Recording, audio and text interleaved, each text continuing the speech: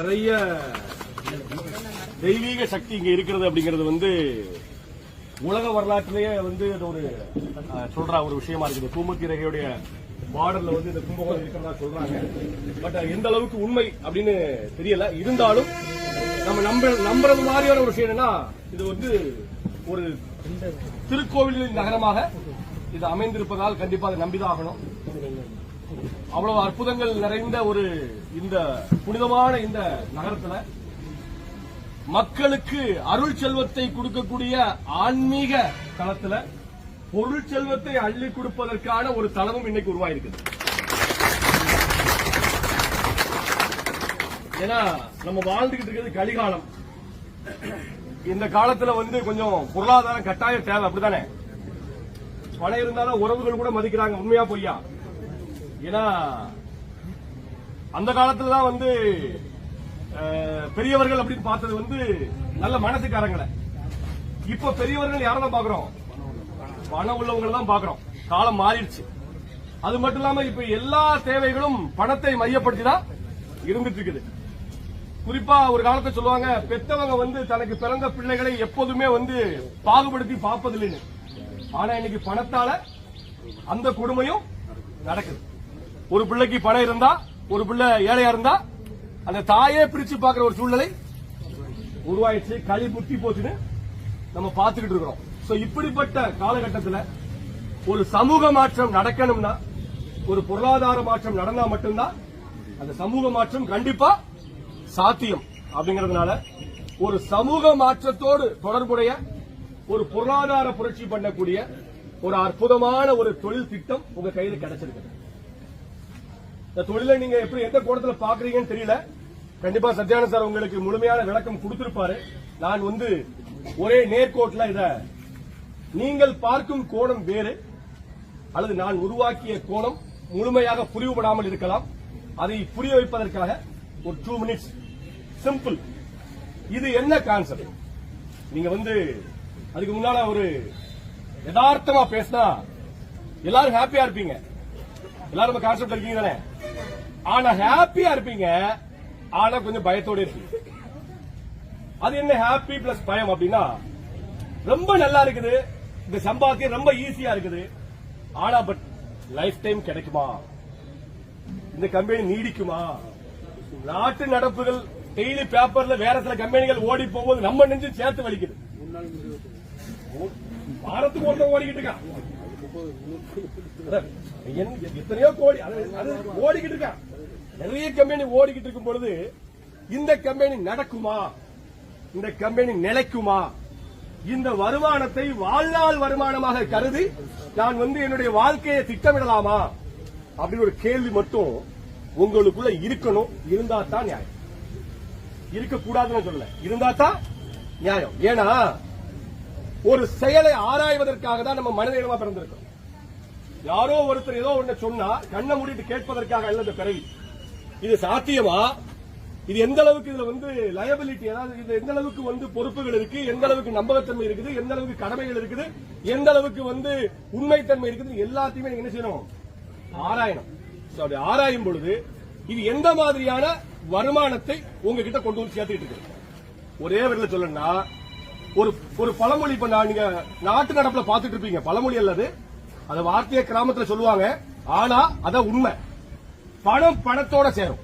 அப்படிதான் இது வரைக்கும் நடந்துட்டு இருக்கு.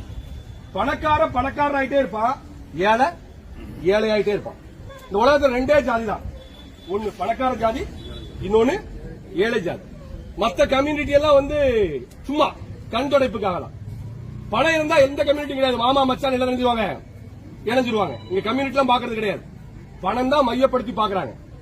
அப்படிப்பட்ட இந்த சமூகத்துல நாம இந்த பொருளாதாரத்தை எப்படி திசை திருப்ப போறோம்னா, பணக்காரர்கள் மட்டுமே வியாபாரத்தின் லாபத்தை ஆக்குமை பண்ணிட்டு இருக்காங்க.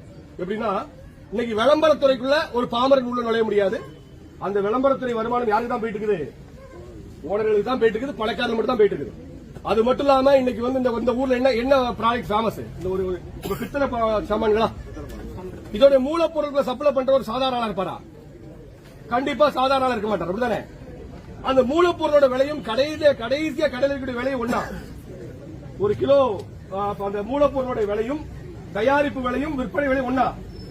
இப்ப என்ன நடக்குது அப்படின்னா, மார்க்கெட்டுக்குள்ள பல கைமாறி வரும் பொழுது ஒரு மிகப்பெரிய விலையேற்றம் நடக்குதா நடக்கலையா?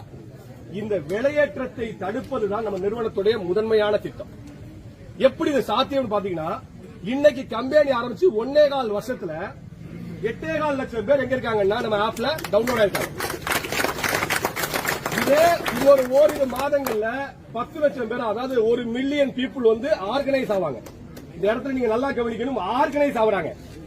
அது ஏன் இந்த வார்த்தையை சொல்றேன் அப்படின்னா, எல்லாருமே டெய்லி காலையில ஒரு வீடியோ வந்து எப்படியாவது ஒரு வீடியோ பார்க்காம விளம்பரம் பார்க்க முடியுமா? அந்த வீடியோ மூலமா எல்லாரும் ஆர்கனைஸ் ஆகுறாங்க. ஒவ்வொரு நாளும் நம்ம ஆப் வச்சிருக்கவங்க டெய்லி ஆப்ல வந்து போகணும் தானே, அப்ப ஆர்கனைஸ் ஆகுறாங்க. இதுக்கு பேர் வந்து ஆர்கனைஸ்டு மார்க்கெட், சந்தை. நம்ம வந்து மக்களை ஒரு சந்தை கூப்பிடுறோம் தானே, பொருள் இருக்கு வாங்க கூப்பிடுறோம் தானே. ஆனா கூப்பிடுறது பொருள் வேணும்னா வருவாங்க, இல்ல வரமாட்டாங்க அப்படித்தானே. ஆனா நம்ம சந்தை எப்படின்னா, பொருள் வேணும்னாலும் சரி பொருள் வேண்டாம்னாலும் சரி இந்த சந்தைக்குள்ள தினசரி மக்கள் வந்து போகணும். உண்மையா பொய்யா? உண்மை. இந்த சந்தைக்குள்ள வந்தா என்ன லாபம் அப்படின்னா, அவங்களுக்கு வந்தாலே லாபம் அப்படிதானே. அதுக்கு அடுத்த தொழில் தான் இதோட மிகப்பெரிய தொழில். என்ன அப்படின்னா, ஒரு பொருள் எடுத்துக்காட்டுக்கு நாம நினைக்கிறோம், ஒரு சென்னை சில்க்ஸ் வருமானம் பார்த்தேன். அந்த கடையில ஒரு நாள் ஒரு லாபம், ஒரு வியாபாரம் ஒன்று இருக்கு தானே, ஒரு லாபம் ஒன்று இருக்கு தானே.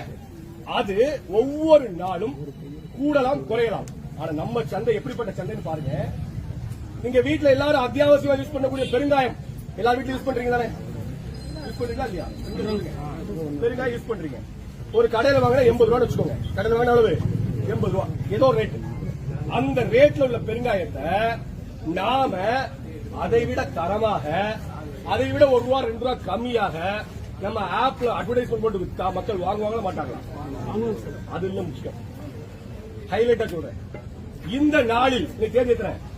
22, 23 ஆகிய தேதிகளில் யார் ஒருத்தர் பெருங்காயம் வாங்குறாங்களோ அவர்களில் ஒரு அதிர்ஷ்டசாலிக்கு பென்ஸ் கார் கிடைக்கும்னா வாங்குவாங்களா மாட்டாங்க?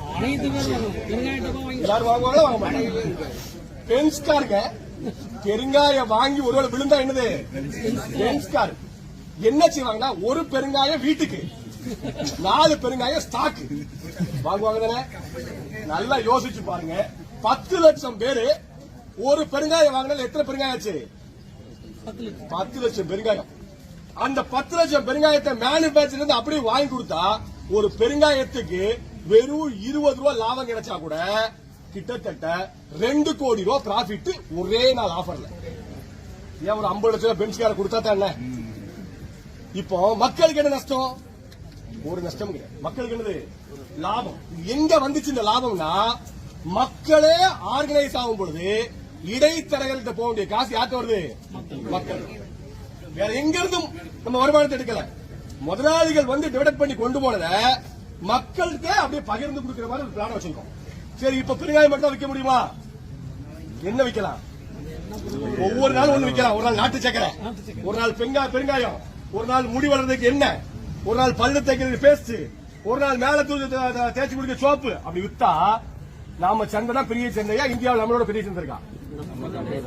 1.5 வருஷத்துல 1 மில்லியன் பீப்புள் அப்படின்னா, இன்னும் 2 வருஷம் 3 வருஷம் கழிச்சு 1 கோடி பேர் 2 கோடி பேர் இருக்கும் பொழுது இந்த வேர்ல்ட்ல தயாரிக்கிற பொருளை நம்ம வழியா தான் விற்கணும். நம்ம வழியா தான் என்ன செய்யணும்? விற்கணும். நீ விற்கலன்னா அதுக்கு போட்டியா தயார் பண்ணி நாங்க வைப்போம். ஏன்னா நம்ம தயாரிப்பு கம்பெனி நம்ம டைப்ல இருக்காங்க. ஏன்னா நம்ம அந்த மாதிரி ஒரு அற்புதமான திட்டத்தை வச்சிருக்கோம். இது ப்ரமோஷன் பிளான். இது என்ன பிளான்? இந்த பிளான் ஸ்டார்ட் ஆகும் பொழுது நீங்க இப்ப வாங்கிட்டு இருக்க வருமானம் சாதாரண வருமானம். அதுல என்ன உங்களுக்கு ஞாபகம் தெரியுமா? நீங்க டீம் வச்சிருந்தீங்கன்னா அந்த பெருங்காயம் ஒருத்தர் வாங்குறாருல, அதை வாங்குறது மூலமா லக்கி டிரா விழுந்தா பரிசு பென்ஸ் கார்டு சொல்றோம்ல. இப்ப எல்லாரும் உங்க டீம்ல ஒரு பெருங்காயம் வாங்குவாங்கல்ல, அந்த ஒவ்வொரு பெருங்காயத்துல இருந்தும் அவங்க அப்ளைனுக்கு கமிஷன் கிடைச்சிக்கிட்டே இருக்கு. என்ன செய்யும்? அப்போ ஒரு ஒரு பொருளை நம்ம நிறுவனத்தில் வாங்கினா ரெஃபர் பண்ணவருக்கும் காசு, அந்த பொருளை வாங்கினவருக்கும் லாபம், அந்த பொருள்ல ஏதாவது அதிர்ஷ்டம் கிடைச்சா மிகப்பெரிய பரிசு. இப்போ ஆன்லைன் சந்தை புரியுதா? என்ன சந்தை? ஆர்கனைஸ்டு சந்தை. ஆனா இந்த கான்செப்ட் வந்து ஆன்லைன் கான்செப்ட் கிடையாது. இதுக்கு வந்து பாத்தீங்கன்னா இப்ப எங்க வந்துச்சு, கும்பகோணம் ஆபீஸ் வந்துச்சு. கும்பகோணம் தான் மொதல் ஆபீஸா? எத்தனை ஆபீஸ் இருக்கு தெரியுமா தமிழ்நாட்டுல? தமிழ்நாட்டுல கிட்டத்தட்ட 10 ஆபீஸ் மேல வந்துருச்சு. இன்னும் ஆபீஸ் தான் லாஸ்ட் ஆபீஸா? இன்னும் கும்பகோணம். இதுக்கு அடுத்து பாத்தீங்கன்னா ஆத்தூர்ல ஆபீஸ் ரெடி. எங்க? ஆத்தூர்ல, ஆம்பூர். எங்க? ஆம்பூர்ல ஆபீஸ் ரெடி. அடுத்து கோயம்புத்தூர்ல 3 ஆபீஸ் வருது. பொள்ளாச்சியில ஆபீஸ் ரெடி. இப்படி வரிசையா தமிழ்நாட்டுல ஒரு 50 கிலோமீட்டர் 100 கிலோமீட்டர் ஆபீஸ் கொண்டு வரது எதுக்காகனா மக்களுக்கு அவங்களுக்கு தேவையான சேவையை அவங்க இருக்கிற இடத்துல கொடுக்கணும் அப்படிங்கிறது நிறுவனத்தோட நோக்கம். அது மட்டும் இல்லாம சுமார் 1000 ஸ்டோர்களை அடுத்த 3-4 மாதங்கள்ல தமிழ்நாடு முழுவதும் உருவாக்கப்படும். எத்தனை ஸ்டோர்? 1000 ஸ்டோர். அப்போ உண்மையான ட்ரெடிஷனல் மார்க்கெட் எங்க இருக்கு? நாம மல்டி லெவல் மார்க்கெட்டிங் திட்டத்தை நம்ம பண்ணல. எல்லாரும் யாரா தப்பா நினைப்பாங்க. எம்எல்ஏ மல்டி லெவல் மார்க்கெட்டிங் என்ன தெரியுமா? ஆள் பிடிக்கிறது கட்டாயம். அதுக்கு பேர் என்னது? Multi level marketing. நாம பண்றது ரெஃபரல் மார்க்கெட்டிங். கன்ஃபியூஸ் பண்ணாதீங்க. யாரா சொல்லி குழப்பினாங்கன்னா நம்பாதீங்க. நீ 2 பேரை சேரு, அவனும் அதே செய்யணும்னு சொன்னா தான் மல்டி லெவல் மார்க்கெட்டிங். இங்க ஆள் சேர்க்கவே மாட்டேன்னு ஒருத்தர் முடிவோடு இருந்தாருன்னா ரொம்ப நல்லதுன்னு சொல்லுவோம். அவங்களுக்கு வாய்ப்பு இருக்கா இல்லையா? கேப்சா மட்டும் அடிச்சு என்ன செய்யலாம்? சம்பாதிச்சுட்டு போலாம். ஆள் சேர்க்கறது கிடையாது, கட்டாயம் கிடையாது. சரியா? காசே கட்ட மாட்டேன், ஆள் சேர்ப்பேன். அதுக்கு இருக்குது வாய்ப்பு இருக்குது. ஒரு ஓஎம்ஆ சேர்ந்து ஒரு 9 ஓஎம்ஆ சேர்த்தா பிஎம் ஆயிடுவாரா? காசு கெட்டலையா? பிஎம்ஆ சேர்ந்து 3 ஓஎம்ஐ அடுக்கி அதுக்கு ஆட்டோமேட்டிக்கா அந்த டூப்ளிகேஷன்ல 1 கோடி ரூபாய் சம்பாத்தியம் பண்ணலாமா? அப்போ 1 ரூபாய் முதலீடு இல்லாமலும் கோடி சொன்னாங்களா? அதே சமயம் ஒரு பேக்கேஜ் எடுத்துட்டு ஒரு ஆளை கூட ரெஃபர் பண்ணாமலும் சம்பாதிக்கலாம். அப்ப எங்கேயாவது நம்ம நிறுவனத்தோட கான்செப்ட்ல கட்டாயம் இருக்கா? இதைத்தான் செய்யணும். ஏதாவது சரி இன்னைக்கு நீங்க கேப்சா அடிச்சா ஆகணும். கட்டாயம் இருக்கா? அடிச்சா காசு அப்படிதானே? அடிக்கிறது கட்டாயம் இருக்கா? நம்ம நிறுவனத்தில் ஒரு கட்டாயம் இருக்கா? இல்ல. எங்க வச்சு அடிக்கலாம்னு ரூல்ஸ் இருக்கா? நம்ம நிறைய பேர் கக்கு வச்சு அடிக்கலாம். இன்னும் கொஞ்சம் பேர் என்ன செய்யறாங்கன்னா இளவு வீட்டுக்கு போனா பணத்துக்கு அதை காக்குறது இல்ல, எங்கேயும் காத்து கிடக்கிறது இல்ல. வெயிட்டிங் டயத்துல போற கேப்சா அடிக்கிறது. ட்ரெயின் பாக்குறீங்க பாருங்க. இப்பெல்லாம் முன்னாலதான் வந்து யாருக்காவது காத்திருந்தா நம்ம கடுப்பாவோம். இப்ப யாராவது லேட்டா வந்தா நன்றி சொல்றோம். எதுக்கு? அதுக்குள்ள கேப்சா அடிச்சு முடிச்சிடுறோம் அப்படின்ட்டு.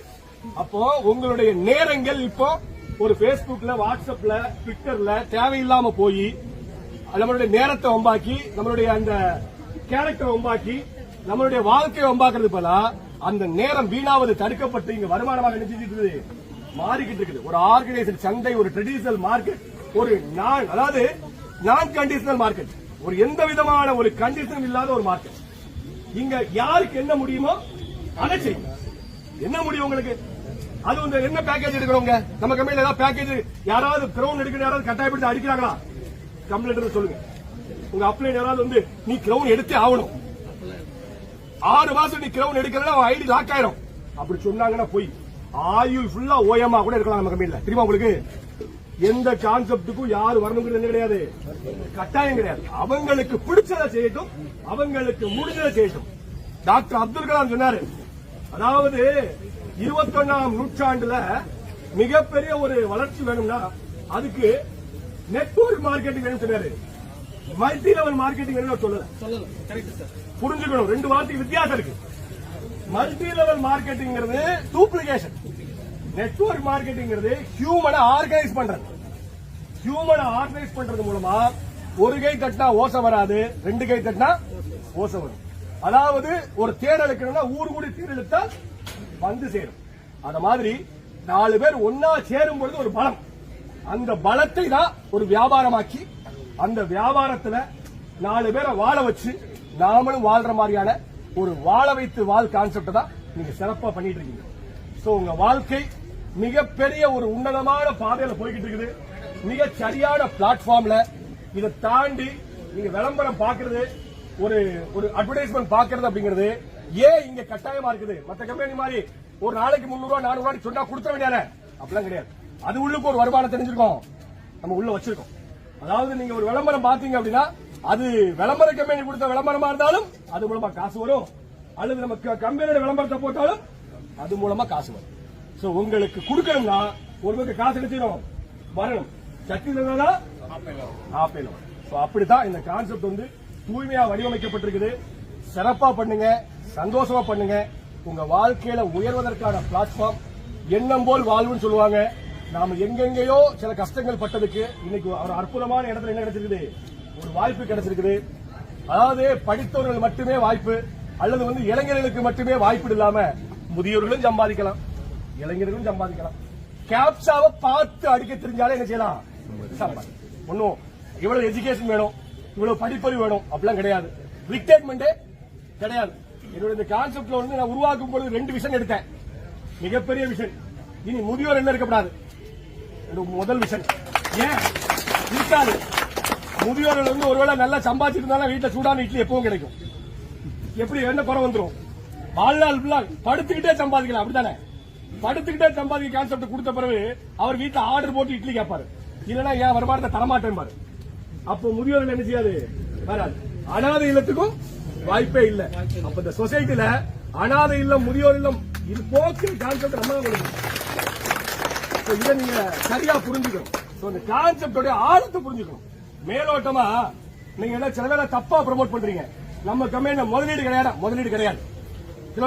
1,21,200 ரூபாய் முதலீட்டில் விளம்பரம் பார்த்தாலும் போய், விளம்பரம் போட்டாலும் போய், பேக்கேஜ் அது ப்ராடக்ட பர்ச்சேஸ் பண்ற ஒரு பொருளை வாங்குவதன் மூலமாக ஒரு வருமான வாய்ப்பு, அது நிபந்தனையற்ற வருமான வாய்ப்பு. வாங்குவதும் நிபந்தனை கிடையாது, அதை ப்ரமோட் பண்றது என்ன கிடையாது, நிபந்தனை கிடையாது. எல்லாத்தையும் சரியா புரிஞ்சுக்கோங்க. நம்மளோட கம்பேர் பண்றதுக்கு ஒரே ஒரு கம்பெனி தான் மார்க்கெட்ல இருக்குது, நாம மட்டும்தான், யாரும் இல்ல. அதனால ஏதாவது ஒரு மொக்க கம்பெனியோட கம்பேர் பண்ணி நம்ம கம்பெனி அசிங்கப்படுத்துறாரு. ஏன்னா சில வித்தியாசங்கள் இருக்கு. ஏன்னா அந்த வித்தியாசத்தை புரியாம யாரோ ஒருத்தர் ஓடுறான்னா அவன் ஓடுறதுக்கு அவங்கிட்ட அது அவன் சரக்குல ஓடுறான், நாம நிக்கணும் அப்படிங்க. இன்னைக்கு எத்தனை லட்சம் பேர் இருக்காங்கன்னு சொன்ன இல்லையா, இந்த வளர்ச்சி இந்தியாவில் இதுவரைக்கும் 22 ஆண்டு கால நெட்வொர்க் மார்க்கெட்டிங் வரலாற்றுல ஆம்பே கம்பெனி கூட வளர்ச்சி கிடையாது, வளர்ச்சி கிடையாது. ஏன்னா அவங்க இன்னே வரைக்கும் 5 மில்லியன் தான் வச்சிருக்காங்க. ஆப்ல எத்தனை மில்லியன் தான், 5 மில்லியன் தான். நாங்க ஆரம்பிச்சு 1 வருஷம் ஆவல 1 மில்லியன் தொட போறோம். அப்போ இன்னொரு 4 வருஷம் ஆச்சுன்னு வைங்க, கிட்டத்தட்ட இந்திய ஜனத்தொகையில பாதியை கவர் பண்ணி போயிட்டு இருப்போம் நம்ம. சரிங்களா? நம்மளுடைய கணக்கு வேற, அவங்களுடைய கணக்கு வேற. யதார்த்தத்தை புரிந்து கொள்ளுங்கள். எல்லாத்தையும் சிறப்பாக அப்சர்வ் பண்ணி ஏதாவது உங்களுக்கு புரியலன்னா கேள்வி கேட்டு புரிந்து கொண்டு செயல்படுங்கள். ஆபீஸ் எதுக்கு திறந்துக்கு தெரியுமா, நீங்க வந்து போறதுக்கு, ஒரு நாள் வந்து போறதுக்கு இல்ல, உங்களுக்கு தோணும் போதெல்லாம் வந்து போறது. வாங்க, யார்ட்டையாவது ரோட்ல இருந்து பேசுறது பிசினஸே கிடையாதுங்க. எப்பவே குவாலிட்டியான பிசினஸ்னா ஒரு இடத்துல கூட்டு செய்யுங்க, பேசுங்க, ஆபீஸை பயன்படுத்திக்கோங்க. ஆபீஸுக்கு அடிக்கடி வந்து போங்க. உங்களுடைய தேவைகள், உங்களுடைய சேவைகளுக்கு தான் இந்த ஆபீஸ். உங்களுக்கு ஏதாவது ப்ராடக்ட் வரணுமா வந்து வாங்கிக்கலாம். உங்களுக்கு ஏதாவது பிரான்சைசி வேணுமா இங்க டைப் பண்ணிக்கலாம். எல்லா விதமான வாய்ப்புகளும் இந்த கும்பகோணத்திலிருந்து உங்களுக்கு அப்படியே பரவலா விரியும். சோ பல மாவட்டங்கள் ஆபீஸ்ல ஃபீல் பண்ணாதீங்க, அப்படியே 1 by 1 எல்லா மாவட்டத்துக்கும் ஆபீஸ் வந்துடும். தமிழ்நாட்டுக்குள்ள கிட்டத்தட்ட எல்லாம் ஒரு 50-100 கிலோமீட்டருக்கு ஒருக்க நம்ம சேவை கண்டிப்பா நிச்சயம். அதாவது உங்க வீட்டுல இருந்து கிளம்புனீங்கன்னா 1 ஹவருக்குள்ள உங்களுக்கு சேவை கிடைக்கணும். அதான் நம்ம நிறுவனத்தோட திட்டம். உங்க வீட்டோட கிளம்புனா 1 ஹவர்.